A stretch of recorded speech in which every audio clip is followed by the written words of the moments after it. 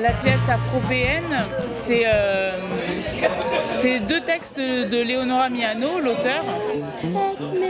Ça parle d'afropéennes, de femmes noires, européennes, françaises en l'occurrence, de leur quotidien, de leur intimité. Quasiment tout nous montre que nous ne sommes pas considérés comme français, de par notre apparence. Ce terme-là me plaît beaucoup plus que le mot noir, que je trouve réducteur et tellement chargé par l'histoire. J'aime bien ce terme-là parce qu'il élargit la perspective.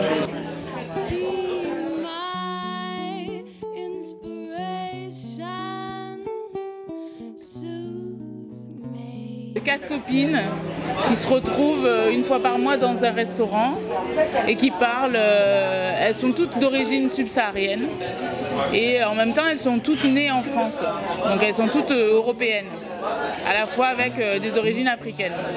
Ça parle à la fois de qu'est-ce que c'est qu'être un noir en Europe, une noire en Europe. Comment dans le quotidien on peut ressentir le fait de ne pas appartenir à une communauté. Comment elles vivent cette différence-là ou comment on leur fait vivre cette différence-là. Les thèmes abordés, c'est l'afropéanité. Parce qu'ils ne sont jamais abordés, parce qu'on est une population dont on parle très très peu dans les médias par exemple, on parle souvent d'immigrés, mais pas de nous qui sommes nés ici, qui avons grandi ici, qui avons la nationalité d'ici. Ils sont importants parce qu'on parle de notre vie de tous les jours, on parle de l'endroit où on habite, on parle de nos appartements, de notre rue, de l'école où on envoie nos enfants, de notre travail, de notre vie quoi. Là dans ces textes, ça parle de tout ce que je peux traverser moi avec cette identité-là, qui est multiple. Ces magnifiques textes qui sont acides mais la vérité blesse. Sans vouloir faire de la politique à la petite semelle. On a eu 10 ans de Sarkozy. Donc sans vouloir vraiment jeter la pierre à cet homme-là, il y a une atmosphère ou un climat, comme le dit l'un des personnages dans le spectacle, qui a réveillé, nourri, comme ça, des sentiments de méfiance, des sentiments de peur. On veut vivre ensemble et pas côte à côte des autres Français. Il faut se re-rencontrer, quoi. En gros, la rencontre, elle n'est jamais acquise, donc il faut se re-rencontrer, il faut se reparler. Je me rends compte que c'est indispensable pour vivre ensemble, pour vivre mieux, qu'on parle des choses dans leur profondeur, dans le côté à la fois politique, à la fois historique, à la fois émotionnel. Ouvrir son cœur, quoi, pour que l'autre voit qu'on a le même cœur,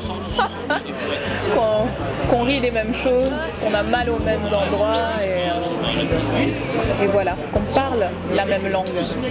Vraiment. Moi j'ai l'impression de renaître avec ce travail en fait, donc il est très important pour moi. Tout à fait. Oui, complètement, à 100%. Parce que je suis africaine et européenne, et que c'est important en fait que les deux composantes sont là. Je suis une européenne avec des ascendants africains. Je me suis toujours sentie européenne.